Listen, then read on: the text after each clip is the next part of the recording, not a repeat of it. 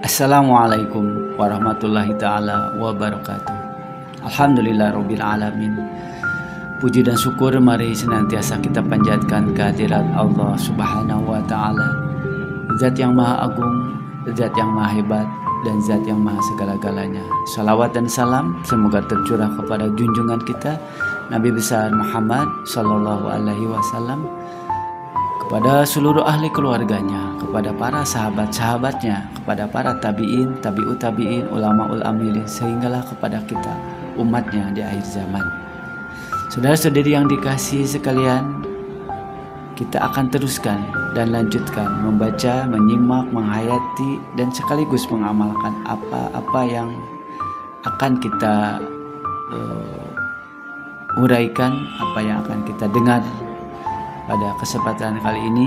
Dan seperti mana biasa, kita akan melanjutkan bahasan daripada buku Mengenal Diri Melalui Rasa Hati ini.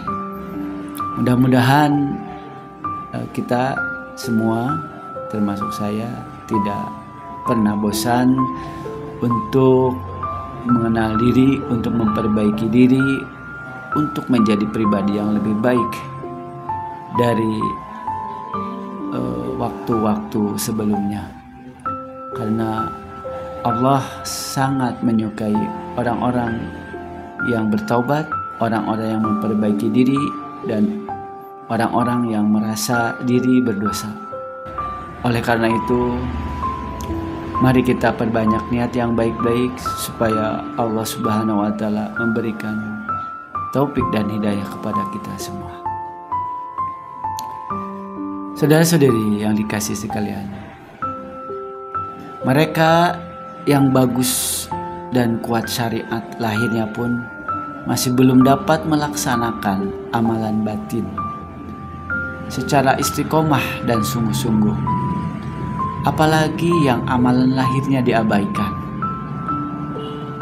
Lebih susah lagi mereka mendapatkan amalan batin.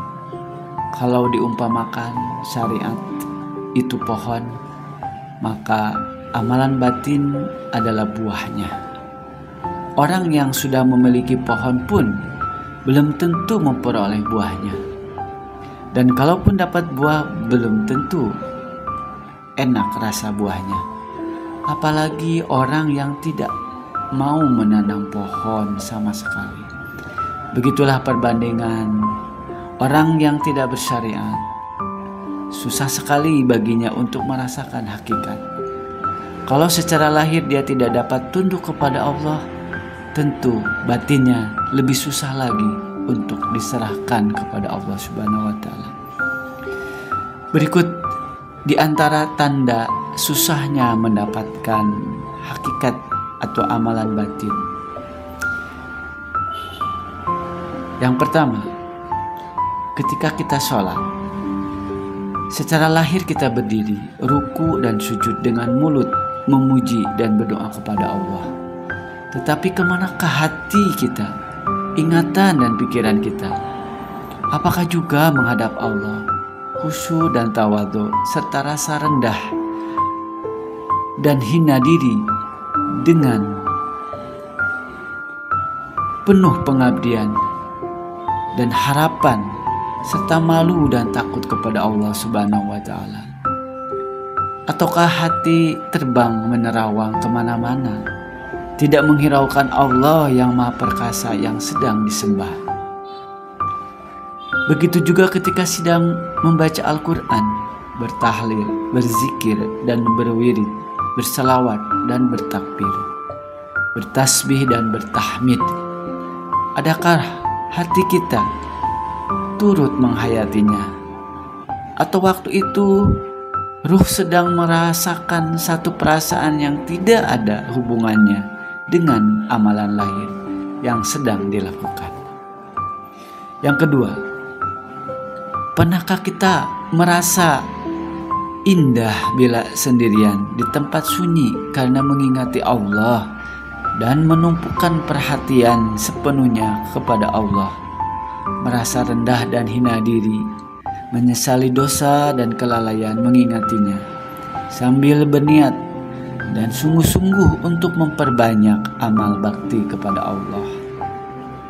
Yang ketiga, kalau ada orang Islam yang sakit, menderita, atau miskin, adakah hati kita merasa belas kasihan untuk membantu atau menolong, mendoakan dari jauh agar dia selamat? Yang keempat, pernahkah kita menghitung dosa-dosa lahir dan batin sambil menangis karena istighfar kita terlalu sedikit dibandingkan dengan dosa kita yang menyebabkan kita jadi bahan bakar api neraka? Yang kelima, selalukah hati kita senantiasa ingat pada kematian yang bisa saja mendatangi kita sebentar lagi? Karena memang Allah dapat berbuat begitu.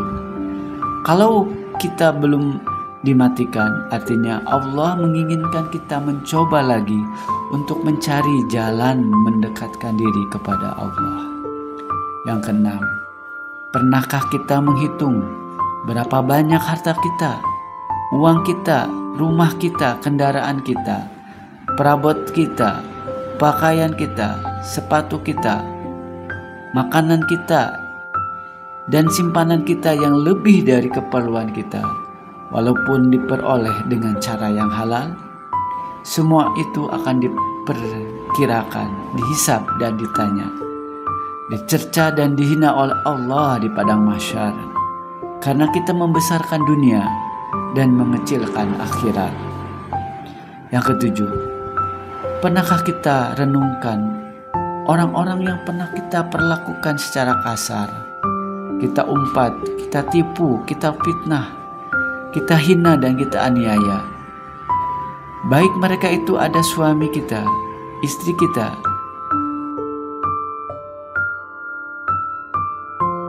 ayah ibu kita, kaum kerabat kita, sahabat kita, tetangga kita, atau siapa saja. Sudahkah kita meminta maaf dan membersihkan dosa dengan manusia di dunia tanpa menunggu tibanya hari yang dahsyat nanti di akhirat? Yang kedelapan, apabila Allah memberikan rasa sakit pada kita atau pada orang lain yang kita kasihi, dapatkah kita tenangkan hati dengan rasa kesabaran dan kesadaran bahwa sakit adalah kifarah, pengampunan dosa, atau sebagai peningkatan derajat dan pangkat di sisi Allah Subhanahu wa Ta'ala?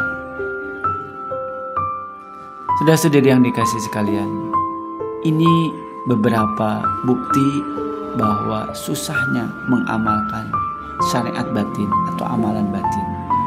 Mudah-mudahan kita semua diberi pertolongan oleh Allah Subhanahu wa Ta'ala untuk bisa dengan mudah memahami dan mengamalkan syariat batin atau amalan batin ini.